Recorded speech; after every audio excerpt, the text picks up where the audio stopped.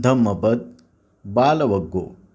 नहि पापं कतंकमं सज्जुखीरं वमुच्यति दहन्तं बालमन्वेति भस्मच्छन्नो वपावको। जसे ताजे दूध तात्काळ फाटत नाही, तसे केलेले वाईट कर्म तात्काळ कळत नाही। राखेत झाकलेल्या अग्नीप्रमाणे ते जाळीत जाळीत मूर्खामागून येते। अर्थकथा। संतप्त झालेल्या एका शेतकऱ्याने एका सत्पुरुषाच्या झोपडीला आग लावली। पुढील जन्मात त्याला सर्पसदृश्य भूताचा जन्म प्राप्त झाला। तसा जन्म त्याला का मिळाला हे सांगून बुद्धाने दुष्कृत्याच्या परिणामांवर भाष्य केले।